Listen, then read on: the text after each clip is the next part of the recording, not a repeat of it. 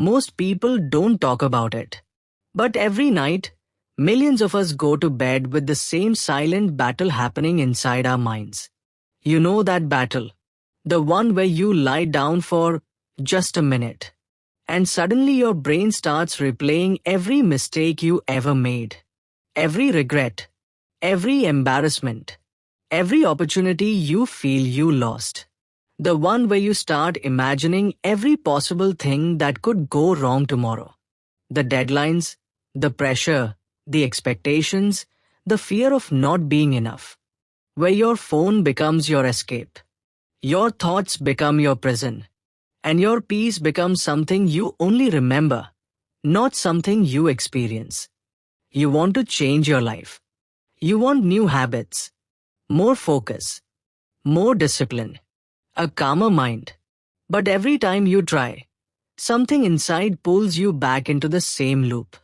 Procrastination, distraction, overthinking, anxiety, feeling stuck, feeling behind, feeling like life is moving forward without you. If your mind has ever felt like this, like a storm you can't shut off, then stay with me, because there is a way to break that cycle, a way to silence that storm, a way to reclaim your mind, your peace, and your life. And that journey begins with one of the most transformative books ever written, The Power of Now by Eckhart Tolle. Welcome to Top Summary, where you learn from successful people, transform your life, and see your growth unfold. If you're new here, we bring you inspiring book summaries and practical lessons to help you grow faster and live better. The room was silent except for the soft hum of the ceiling fan and the faint blue light from Rahul's phone screen. It was past midnight, but sleep wasn't anywhere close. He lay there scrolling mindlessly, watching videos he couldn't even remember seconds later, double-tapping posts that didn't matter, drowning in a digital ocean that strangely made him feel even more empty. Another night slipping away. Another promise to sleep early, broken. Another cycle he wished he could escape. His mind wouldn't stop. It kept throwing thoughts at him like waves crashing onto the shore. You should have done better today. You're falling behind. Why are you like this? What if everything falls apart? Thought after thought. Fear after fear. Memory after memory. Rahul turned to the other side, pulled the blanket over his head, and tried to shut everything out. But the noise grew louder inside him. He wasn't really living life. He was stuck in his mind, trapped in a loop of past regrets and future anxieties. He was 27, with dreams he didn't have the courage to chase anymore, memories he wished he could delete, and hopes he kept postponing for someday. Maybe this sounds familiar. That feeling of knowing you want more from life, but you don't know how to move. The heaviness in your chest. The guilt of wasted days. The exhaustion from pretending everything is fine. Rahul had been pretending for years. He pretended when he smiled at his friends. He pretended when he told his parents he was doing okay. He pretended at work when he nodded through meetings while his mind replayed old mistakes. Inside, he was tired. Not physically, emotionally, mentally, spiritually. His days blurred into each other. Wake up, work, overthink, scroll, sleep late, repeat. It felt like he was running a race without a finish line. One day, everything inside him felt heavier than usual. Work was overwhelming. Messages were piling up. Even simple decisions felt exhausting. By evening, Rahul didn't know what to do with himself. He didn't want to go home, but he had nowhere else to go. So he walked. No destination. Just quiet footsteps on a dimly lit street. After nearly 30 minutes, he saw a small cafe tucked between two shops. It wasn't a place he'd ever noticed before. A soft golden light glowed inside, and something about it felt Peaceful. He stepped in. Warm air, soft instrumental music, the smell of coffee and vanilla. A few people working silently on laptops. Someone reading a book in the corner. Rahul exhaled slowly, feeling a small sense of relief he didn't expect. He sat by the window, staring at raindrops sliding down the glass. They fell steadily, rhythmically, almost soothing. He wished his mind could be that calm. Across from him, at another table, an older man sat with a cup of tea. No phone, no newspaper, no rush, just being. Rahul kept glancing at him. The man had a stillness Rahul had never seen. His presence felt like silence had taken human form. At one moment, the man caught Rahul's tired eyes and smiled. A soft, knowing smile, as if he understood a heaviness without being told. "You look like you're fighting something in here," he said, pointing gently toward his own forehead. Rahul blinked, surprised. "Is it that obvious?" The man chuckled softly. "Only to someone who's been through it." He reached into his bag, pulled out a small yellow book, and placed it on Rahul's table. "The Power of Now," Eckhart Tolle. "I carried this for years," the man said. "Maybe it's time someone else does." Before Rahul could ask anything, the man took his last sip of tea, stood up, and walked out into the rain, unhurried, peaceful, almost glowing. Rahul stared at the book. He didn't know why, but he opened it. And the first line he read struck him like lightning. "You are not your mind." He reread the sentence, feeling a strange shift inside. What did that even mean? How could someone not be their own mind? But something inside him whispered, "This is what you needed." Rahul began reading slowly, absorbing every line like it was speaking directly to him. For the first time in his life, he realized something shocking. He had been living under the control of an endless voice in his head. A voice that commented on everything, judged everything, feared everything. He never questioned the voice. He always assumed it was him. But Eckhart Tolle wrote something that made Rahul sit straight. Most people identify completely with the voice in their head. They don't realize that this voice never stops speaking, because they have become it. Rahul felt exposed, seen, understood. He realized his biggest problem wasn't work, or people, or his past. It was the non-stop chatter inside his mind. That night, when he reached home, he tried something from the book. Something simple. Observe your thoughts. Don't fight them. Don't follow them. Just watch. The next morning, when his mind whispered, "You're already late. You'll mess up today. Nothing is getting better," Rahul didn't argue. He didn't surrender. He simply watched. For the first time, he wasn't drowning in thoughts. He was watching them. And that tiny distance created a shift. His breath felt deeper. His chest felt lighter. The thoughts kept coming, but they didn't control him. It was like discovering a secret door inside his mind. Later that night, he read about something Tolle described as the pain body. The emotional residue of old wounds, disappointments, heartbreaks, and unprocessed pain. Rahul felt his heart tighten. He had carried so many moments. The time he disappointed his family. The relationship that ended without closure. The opportunity he missed and never forgave himself for. The loneliness he hid behind humor. The guilt that stayed even when life moved on. He wasn't just thinking about pain. He was carrying it. And every time he fed the pain with negative thoughts, it grew stronger. It made perfect sense. On some days, a small comment hurt more than it should. A simple mistake felt like a disaster. A memory from years ago could ruin an entire evening. It wasn't the present moment hurting him. It was his past echoing inside him. That night, he sat quietly, letting memories rise without resisting them, without replaying them, without adding stories to them. For the first time, he let himself feel.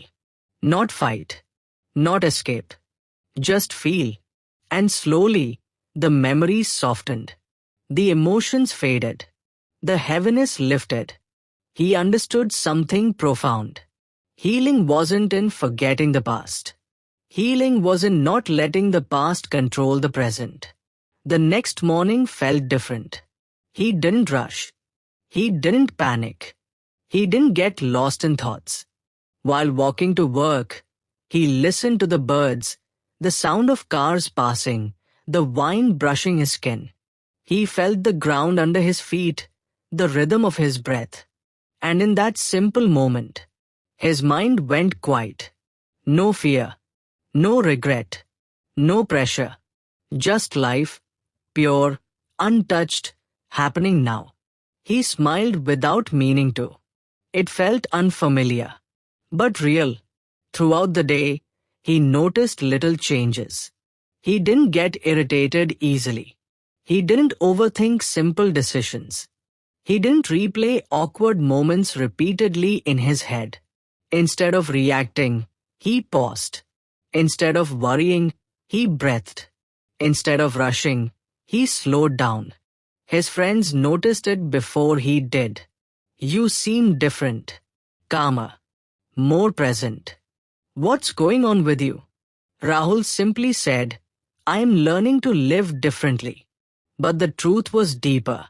He was learning to be. Midway through a chapter, he paused, took a deep breath, and felt something he hadn't felt in months. Clarity.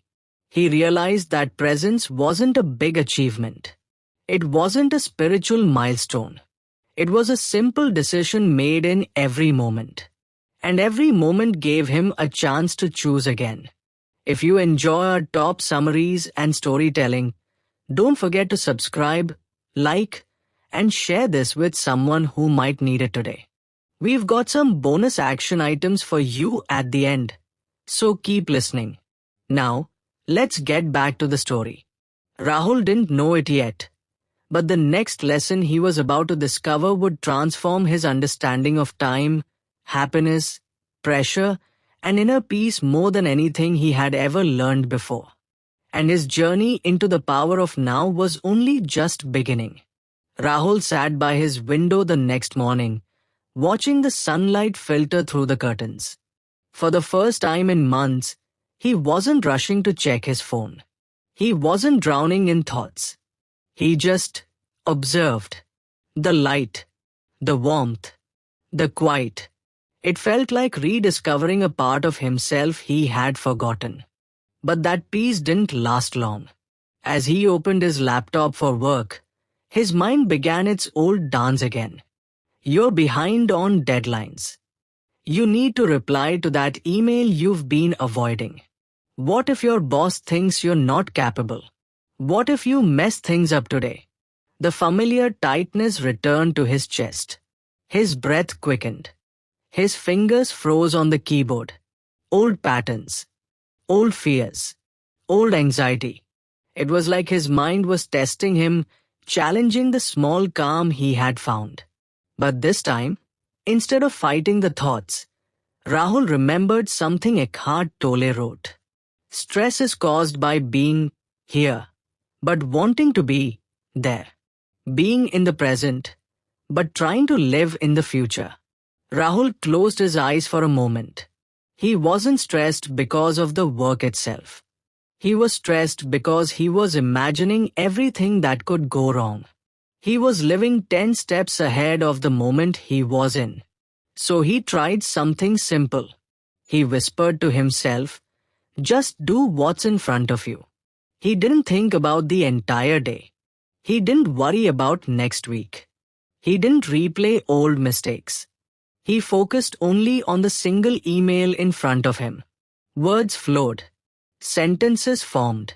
The task completed itself. For the first time in months, Work didn't feel like a burden. It felt like a single moment being lived fully. He realized something so obvious yet so life-changing. When he was present, tasks became easier. When he was in the future, tasks felt impossible. This wasn't motivational talk. It was practical reality. As the day passed, Rahul kept bringing himself back to the now.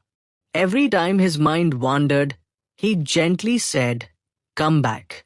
Every time anxiety rose, he breathed consciously. Every time he felt overwhelmed, he focused on just one step.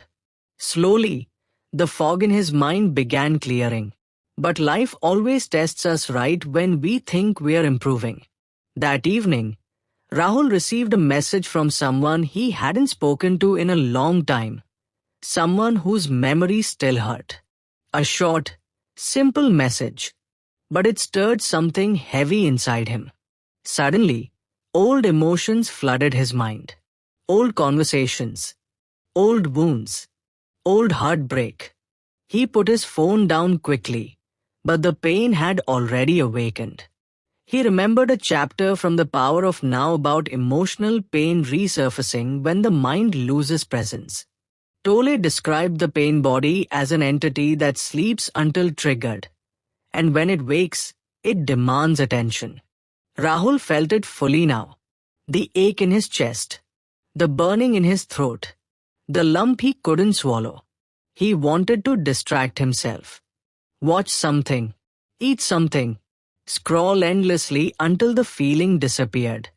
But another line from the book returned to him. The pain you feel is always some form of resistance to the present moment.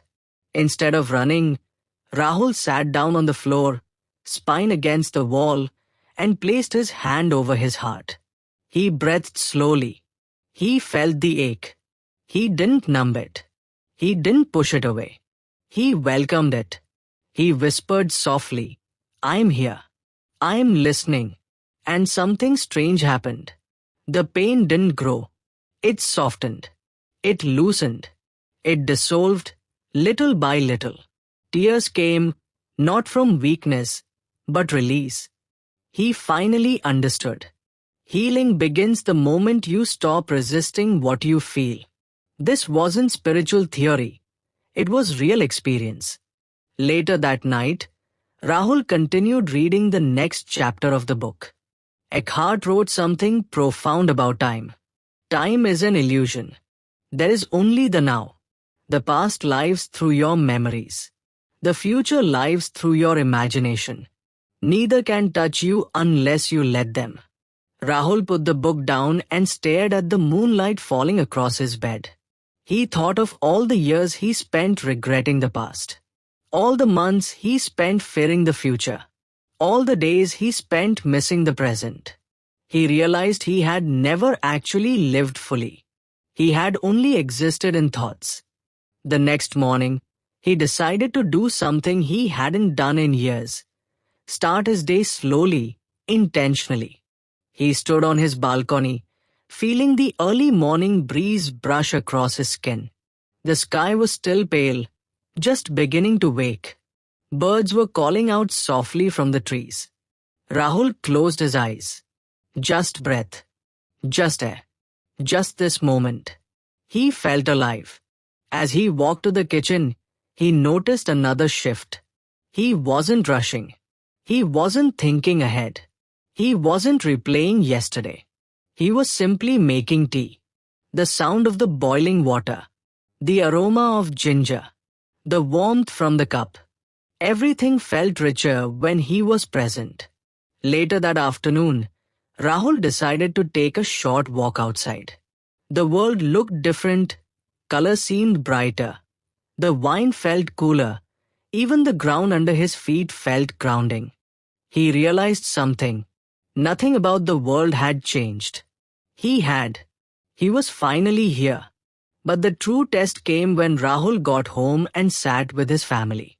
Usually, his mind would be half listening, half worrying, half scrolling. But that evening, he sat with full presence. His mother was telling a story about something funny that happened at the market. Normally he would smile politely without hearing half the words. But this time, he listened, really listened. Her laughter sounded different. Warm, lively, young. He noticed the way her eyes sparkled when she spoke. He noticed the way his father's shoulders relaxed when he joined the conversation.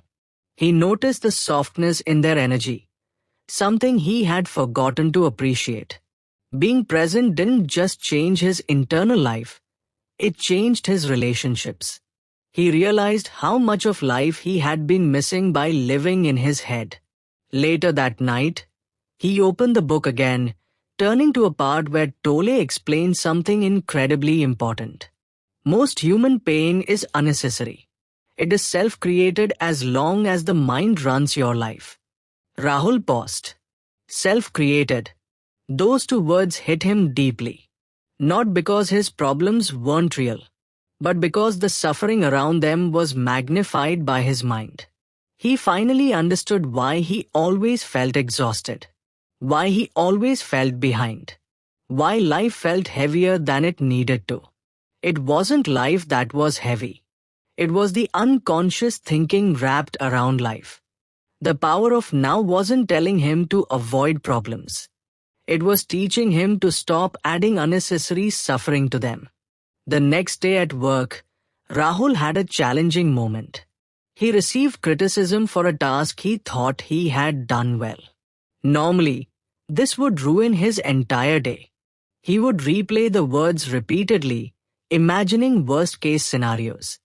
But this time, as the familiar sting rose in his chest, he asked himself, "What is happening now?" Just the words. Just the moment. Just feedback. The rest, the scary future, the self-doubt, the emotional spiral, was created by his mind, not reality.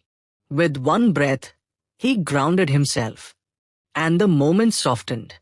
He realized that presence turned problems into events, not disasters. Throughout the week, Rahul practiced presence like it was a new language. He wasn't perfect. His mind drifted. Old patterns pulled him back. Some days felt heavy.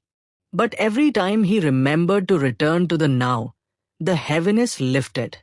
But the moment that truly changed him came on a Sunday afternoon.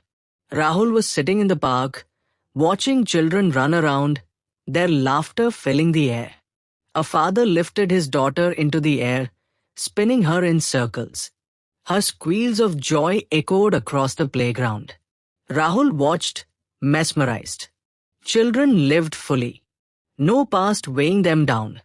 No future frightening them. Just the now. He felt a pang in his chest, not of sadness, but realization. He saw how life was supposed to feel.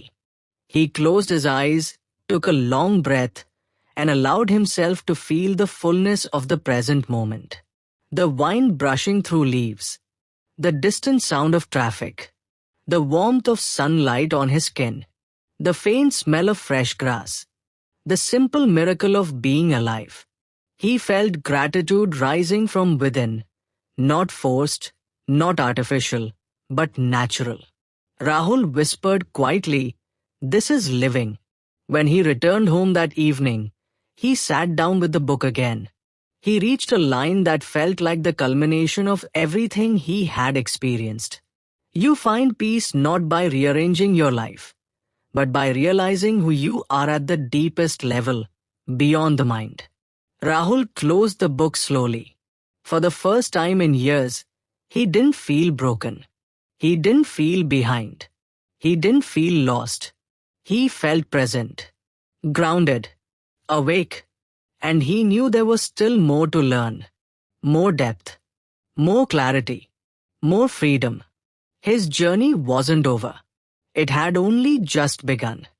Rahul woke up the next morning with a sense of clarity he had never felt before. It wasn't excitement. It wasn't happiness. It was something deeper, quieter, almost sacred. a soft awareness that life didn't have to be a constant battle. He opened his eyes and simply lay there for a moment, feeling the weight of the blanket, the softness of the mattress, the cool morning air brushing against his skin. There were no regrets pulling him backward, no anxieties dragging him forward. Just at the moment. He smiled. A small, genuine smile. But life, as always, has a way of testing even the strongest breakthroughs. That same morning, Rahul received a message from his boss asking him to attend an urgent meeting. Rahul felt the familiar surge of tension in his stomach. His mind tried to spin its old narratives. What if you're not prepared? What if they blame you for the delays? What if you mess up again?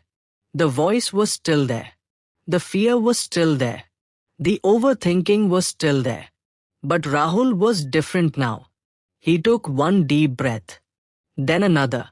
He remembered a teaching from the power of now that had become his anchor. Give your full attention to the step you are taking now. That is enough. So he got ready with complete presence. He ironed his shirt carefully. He tied his shoes slowly. He walked to the office with mindful steps. Inside the meeting room, he felt the old nervousness rise again. His hands grew cold. His throat felt dry. But instead of fighting the feeling, he acknowledged it. I see you, he whispered internally. You're allowed to be here. Then he focused on the now. The chair beneath him. His breath moving in and out. The sound of people settling in. The simple fact that he was here, alive, capable, conscious. Suddenly, the fear lost its power. The meeting began. Questions came. Tasks were discussed. Issues were raised. And for the first time, Rahul didn't panic. He didn't freeze. He didn't imagine worst-case scenarios playing out in the future. He listened fully. He responded when needed. He remained grounded. He wasn't perfect. But he was present. After the meeting, his colleague walked up to him and said, "You seemed very calm today. Different. Confident." Rahul smiled. It wasn't confidence. It was consciousness. And that made all the difference. Later that evening, Rahul returned to his book. He turned to a chapter that spoke about deep acceptance. It said something he had read before. But today, he understood it in a new way. Whatever you accept completely will take you to peace, including the unacceptable. He closed the book and leaned back, thinking about those words. His past? Accept it. His fears? Accept them. His emotions? Accept them. His imperfections? Accept them. His mistakes? Accept them. For years, he had been at war with things he could not change. Fighting memories. Fighting feelings. Fighting thoughts. Fighting himself. But acceptance wasn't giving up. Acceptance was recognizing the truth of the moment without adding resistance. He thought of how often he said no to reality. No, this shouldn't have happened. No, I shouldn't feel this way. No, life shouldn't be like this. No, I should be doing better by now. Each no created suffering. Each acceptance created freedom. Rahul breathed slowly, letting those words settle into his soul. He recalled something else Eckhart Tolle emphasized. You are the sky. Thoughts are the clouds. Some clouds were dark. Some light. Some passed quickly. Some lingered. But none of them were the sky. That night, Rahul sat on his terrace under the stars. He looked up and observed the vastness above him. The stillness, the infinite space, and he understood himself in a way he never had before. He was not the noise in his head. He was the awareness behind it. He was not the pain he carried. He was the space where the pain appeared. He was not the fear of the future. He was the presence watching it. He felt a deep, peaceful shift. A shift that didn't come from motivation or excitement or achievement, but from awakening. The next day, Rahul decided to visit a nearby lake. He hadn't taken a break in months. Life had been a blur of deadlines, screens, calls, responsibilities, and internal battles. As he walked along the path leading to the lake, he noticed the world with new eyes. The crunch of dry leaves beneath his shoes, the soft ripples on the water, the sunlight sparkling like diamonds on the surface, birds dipping into the lake and flying out again, children laughing in the distance, the smell of damp earth after last night's rain. Everything was alive. Everything was beautiful. Everything had been there always. He just hadn't been present enough to see it. He found a quiet spot under a tree and sat down, feeling the cool grass beneath him. The gentle wind brushed against his face. The sound of water soothed him. He closed his eyes and let the world be. No forcing, no controlling, no resisting. Just being. Minutes passed. Maybe hours. Time didn't matter. In that stillness, Rahul felt something dissolve. A heaviness he had carried for years. A belief he had unconsciously held on to. I need to fix everything before I can be at peace. But peace wasn't at the end of a checklist. Peace wasn't waiting on success, achievement, or approval. Peace wasn't hiding in some perfect future. Peace was already here. In his breath. In his awareness. In the now. He opened his eyes and felt lighter, clearer, more connected to life than he had in years. Over the next few weeks, Rahul practiced presence the way one practices a musical instrument. Daily, gently, with patience. When anger rose, he observed it.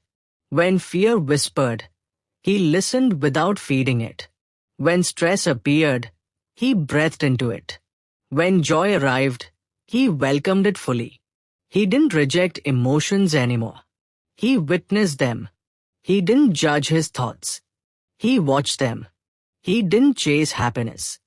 He experienced the moment. Slowly, his life transformed, not through dramatic changes, but through subtle inner shifts. His mornings became peaceful. His days became intentional. His relationships grew deeper. His reactions softened. His self-talk became kinder. His mind became quieter. His life, in essence, became clearer. One evening, Rahul sat with the book again, nearing the final chapters. A line made him pause. Enlightenment is not a state of perfection. It is the end of identification with the mind. He closed the book and felt something rise inside him, clarity, like a window being wiped clean after a long, dusty season. He didn't need to be perfect. He didn't need to eliminate all thoughts. He didn't need to be calm every moment. He just needed to be aware. Awareness was enough. Awareness was the transformation. Awareness was liberation. Rahul looked around his room. The same walls, the same bed, the same desk. But everything felt different. Not because they had changed, but because he had. He was no longer lost in fears of the future. He was no longer imprisoned by memories of the past. He was no longer trapped inside his thoughts. He was present, alive, awake, and he realized something profound. The power of now wasn't teaching him to escape life. It was teaching him to experience life. Fully, honestly, consciously. He stood by the window, lights of the city twinkling like distant stars. Cars moved. People walked. The world carried on. But for the first time in a long time, Rahul wasn't just watching life. He was part of it. He felt grateful. Not for success, not for achievements, but for awareness. Awareness was the doorway. Presence was the path. Peace was the destination. He whispered softly into the quiet night. I'm here now, and that's enough. A simple sentence. A new beginning. A new life. And as the night sky stretched endlessly above him, Rahul smiled. Not because everything was perfect, but because he finally understood he didn't need it to be. Before the journey ends, let's pause for a moment. Because the power of now isn't just a story or a spiritual idea. It's a practical guide for everyday life. And once Rahul experienced presence, clarity, and peace, these became the truths he carried with him. Your mind is a tool, not your identity. Most suffering comes from resisting the present moment. Peace is not something you chase, it's something you allow. The past cannot hurt you unless you relive it. The future cannot scare you unless you imagine it. And no matter how heavy life feels, the now can always hold you. But awareness is only the beginning. Transformation comes from practice. So here are some powerful action items you can start today. Whether you're a student, a working professional, an entrepreneur, or an athlete. If you're a student, try this. Each time you sit to study, give your full attention to just one paragraph, one concept, one moment. Don't study for 3 hours, study for this minute. Then the next. The mind may wander, but gently bring it back. True focus doesn't come from force, it comes from presence. If you're a working professional, practice this. Before replying to an email, before joining a meeting, before starting a task, take one conscious breath.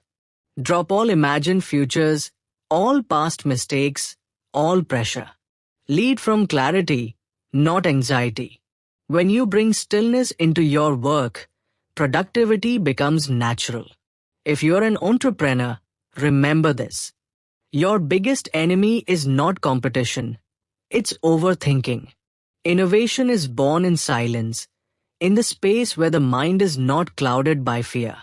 So take moments throughout the day to pause, observe, and ground yourself.